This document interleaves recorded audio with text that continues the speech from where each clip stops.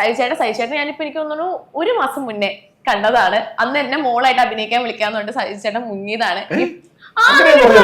അന്ന് എന്റെ അടുത്ത് ചോദിച്ചില്ലേ ദൈവം വന്ന് 3 വരങ്ങൾ തരുവാണെങ്കിൽ എന്തായിരിക്കും? അപ്പൊ ഇങ്ങനെ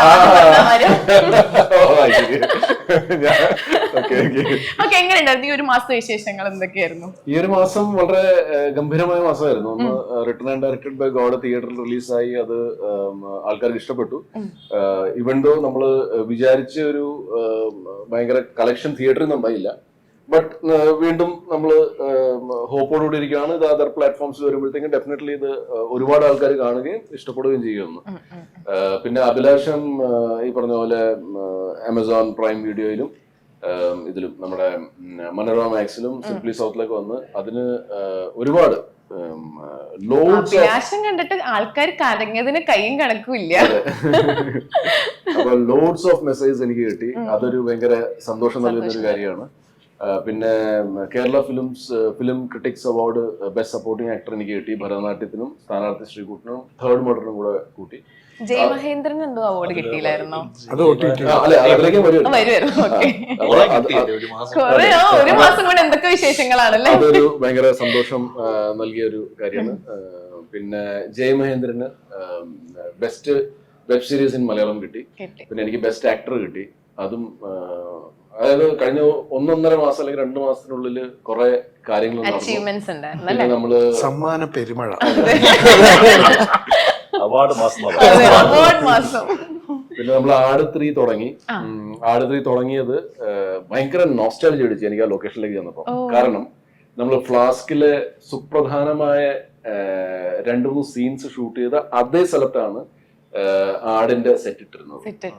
അപ്പൊ അവിടെ ഭയങ്കര നോസ്റ്റാൾജി ആയിരുന്നു അവിടെ ചെന്നപ്പോഴത്തേക്ക്. വീണ്ടും പാലക്കാട് നമ്മുടെ മറ്റേ സീൻ എടുത്തില്ലേ, പാറപ്പുറത്ത് നമ്മൾ കിടക്കുന്നത്. അപ്പൊ അവിടെ മൊത്തം പാറയാണല്ലോ. ആ പാറയിൽ മൊത്തം ഇവര് മണ്ണ് കൊണ്ടിട്ടിട്ട് അതൊരു ഗ്രാമമാക്കി മാറ്റി. സോ ഞാൻ മറ്റേ ഇടി കൊള്ളുന്ന ആ സ്ഥലമൊക്കെ വളരെ നല്ലൊരു പോയിരുന്നു. മഴയുടെ ഒരു പ്രശ്നം കാരണം. പിന്നെ എനിക്ക് ദുബായിൽ വെച്ച് എനിക്ക് വേറൊരു ബെസ്റ്റ് ആക്ടർ അവാർഡ് കിട്ടി. Master vision excellence award.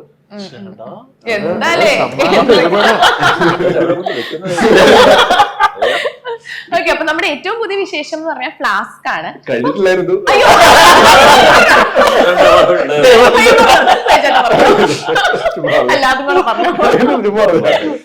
മാസം 30 ദിവസമേ ഉള്ളൂ. അച്ചീവ്മെന്റ് 45. പിന്നെ ഏറ്റവും സന്തോഷം, പിന്നെ ഒരു സന്തോഷമുള്ള കാര്യം എന്ന് വെച്ചാൽ നമ്മുടെ ഫ്ലാസ്ക് ഏറ്റവും പുതിയ പടം ഒരു ഹോൾസം എന്റർടൈനർ ആണ്. ഫാമിലി പടമാണെന്ന് ചോദിച്ചാൽ ഫാമിലി പടമാണ്. എന്നാൽ യങ്സ്റ്റേഴ്സിന് ഇഷ്ടപ്പെടുമെന്ന് ചോദിച്ചാൽ യങ്സ്റ്റേഴ്സിന് ഡെഫിനറ്റ്ലി ഇഷ്ടപ്പെടും. അങ്ങനെ ഏജ് കാറ്റഗറി ഒന്നുമില്ല. എല്ലാ ടൈപ്പ് ഓഫ് ഓഡിയൻസിനെ സാറ്റിസ്ഫൈ ചെയ്യാൻ പോകുന്ന ടൈപ്പ് ഓഫ് ഒരു പടമാണ്. ഇതൊരു കോമഡി പടം മാത്രമല്ല, ഇതിൻ്റെ അകത്ത് പല ഇമോഷൻസും പറയപ്പെടുന്ന സിനിമയാണ്. വീണ്ടും ജയമഹേന്ദ്രന്റെ ടീമുമായിട്ട് ഒന്നിക്കാൻ കിട്ടിയ ഒരു സിനിമയാണ്. പിന്നെ സുരേഷ് ഏട്ടന്റെ അറിയാലോ, പുള്ളി നല്ലപോലെ നമ്മളെ എന്റർടൈൻ ചെയ്യുന്ന ഒരാളാണ് സിനിമയിലും ജീവിതത്തിലും. അതെ, ജീവിതത്തിലും. സുരേഷ് ഏട്ടനുമായിട്ട് കുറെ അധികം സമയം സ്പെൻഡ് ചെയ്യാൻ പറ്റി ഈ സിനിമയില്. പിന്നെ സിദ്ധു, ഈ പറഞ്ഞ പോലെ സിദ്ധുവിനെ ഞാൻ ബാക്ക് ഇൻ 2007 ആ സമയത്താണ് ഞാൻ പരിചയപ്പെട്ടത്. പുള്ളി നിദ്ര ചെയ്യുന്നതിന് കുറച്ച് മുമ്പ് ഫേസ്ബുക്ക് വഴി ഞങ്ങൾ പരിചയപ്പെട്ടത്. ആദ്യം ഞങ്ങള് സിദ്ധാർത്ഥ് ഭരതനെ എനിക്കറിയില്ല. അപ്പൊ ഞാനൊരു വെറുതെ ഒരു ഹലോ അയച്ചു. അപ്പൊ പുള്ളി റെസ്പോണ്ട് ചെയ്തു. പിന്നെ അങ്ങനെ ഞങ്ങള് ചാറ്റിംഗ് തുടങ്ങി. അങ്ങനെ നമ്മള് ഫ്രണ്ട്സ് ആയതാണ്. അദ്ദേഹത്തിന് കുറെ നാളുകൾക്ക് ശേഷം അദ്ദേഹം വീണ്ടും ആക്ടിംഗിലേക്ക് വരുന്നു. ഡയറക്ട് ചെയ്തായിരുന്നു, പക്ഷെ പിന്നെ ആക്ടിംഗിലേക്ക് വരുന്നു. നേരെ എന്റെ മുമ്പിൽ വന്ന് ചാടി. അതെ, അടുപ്പിച്ച് 2 സിനിമകൾ നമുക്ക് ചെയ്യാൻ പറ്റും. സുമതി വളവും നമ്മൾ ചെയ്തു. സുമതി വളവ് ഉടനെ റിലീസ് ഉണ്ട്. ഒരു ഹൊറർ കോമഡി സിനിമയാണ്. അങ്ങനെ 2 പടം നമ്മൾ അടുപ്പിച്ച്. ആ സെറ്റില് ഞങ്ങൾ ഈ പടത്തെ കുറിച്ച് അവിടെ ഞങ്ങളുടെ ഇരിക്കുമ്പോഴാണ് രാഹുൽ എന്നെ വിളിച്ചിട്ടേ, അപ്പൊ നമുക്ക് ഏത് പാട്ടാണ്, അപ്പൊ ഒരു പഴയ പാട്ട് നമുക്ക് റൈറ്റ്സ് വേണം ഇതിന്റെ അകത്ത് ഗാനമേളയില് ഞാൻ പാടാൻ വേണ്ടിട്ട്. അപ്പോഴാണ് രാഹുൽ വിളിച്ചു പറഞ്ഞത്, ചേട്ടാ നമുക്ക് നീയൻ സർഗ സൗന്ദര്യം എന്നുള്ള പാട്ടിന്റെ റൈറ്റ്സ് നമുക്ക് കിട്ടും ചേട്ടൻ, അപ്പൊ അത് പഠിക്കാൻ തുടങ്ങിക്കോളാൻ പറഞ്ഞു. അപ്പൊ സിദ്ധു അപ്പുറത്തിരിപ്പുണ്ട്. സിദ്ധുന്റെ അച്ഛൻ ഡയറക്ടർ പറഞ്ഞില്ല. അപ്പൊ അതൊരു ഭയങ്കര കോയിൻസിഡൻസ് ആയിരുന്നു. അങ്ങനെയുള്ള കുറെ സംഭവങ്ങൾ ഉണ്ടായി ഈ കഴിഞ്ഞ 2 മാസം. ഓക്കെ. അപ്പം ഈ സിനിമയുടെ ട്രെയിലറിൽ നമ്മൾ കണ്ടപ്പം ഇപ്പൊ സുരേഷ് ചേട്ടനാണെങ്കിൽ അതൊരു ജഡ്ജിയുടെ വേഷമാണ്, ഇപ്പൊ പോസ്റ്ററിലാണെങ്കിലും ഉണ്ട്. അപ്പം സൈജു ചേട്ടനാണെങ്കിൽ ഒരു പോലീസ് ഓഫീസറിന്റെ വേഷമാണ്, സിദ്ധാർത്ഥേട്ടൻ ഒരു ക്യാമറമാൻ, ഒരു ക്യാമറമാനോ? അല്ല ഞാൻ ക്യാമറ പിടിച്ചോണ്ടിരിക്കണ ഒരു ഇത് കണ്ടു. ക്യാമറമാൻ ആയിരിക്കും, പട്ടാളക്കാരനാണ്.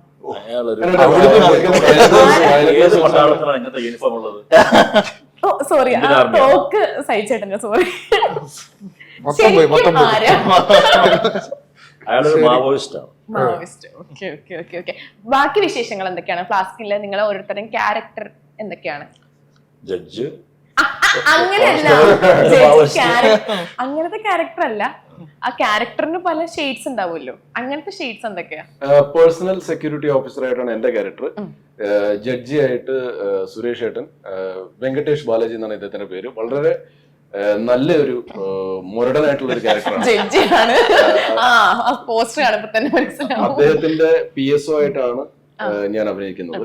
എനിക്ക് ആക്ച്വലി പോലീസുകാരനാകാൻ വലിയ താല്പര്യമില്ലായിരുന്നു, എനിക്ക് പാട്ടുകാരനാകാനായിരുന്നു താല്പര്യം. പക്ഷെ പിന്നെ ചില ജീവിതത്തിലെ സന്ദർഭങ്ങൾ, സാഹചര്യങ്ങൾ കാരണം അങ്ങനെ പോലീസ് ഓഫീസർ ആണ്ടി വന്നു.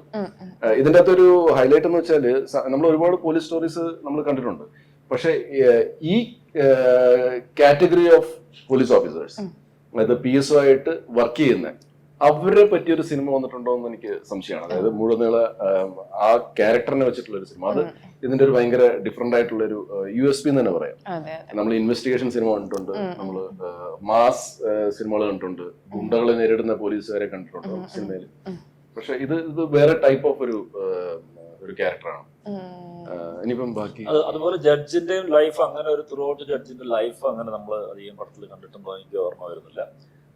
അപ്പൊ അങ്ങനത്തെ ഒരു വെറുതെ കോടതിയിൽ ഇരുന്ന് വിധി പറയുന്ന ഒരു ജഡ്ജ് ഒരു കോമഡി ക്യാരക്ടറാണ് തോന്നുന്നത്. കോമഡി ഉണ്ട് എന്ന് വെച്ചാൽ പക്ക ഒരു കോമഡി മൂവി അല്ല. സിറ്റുവേഷനിൽ ചിലപ്പോ നമുക്ക് ചിരിക്കാനുണ്ടായിരിക്കാം, അത് ഓഡിയൻസ് തീരുമാനിക്കേണ്ട കാര്യമാണ്. അപ്പൊ അങ്ങനെ പോകുന്ന ഞങ്ങളുടെ ഒരു എന്താ പറയാ ഒരു ട്രാവൽ ഒരു ഒരു ഒരു മൂവി കൂടിയാണ്. ആ യാത്രയിൽ എത്തിപ്പെടുന്നത് എന്റെ ഫ്രണ്ടിലേക്ക് അങ്ങനെ കൊണ്ടു നടക്കുന്ന ഒരു നല്ലൊരു കറ കളഞ്ഞ ഒരു മാവോയിസ്റ്റ്.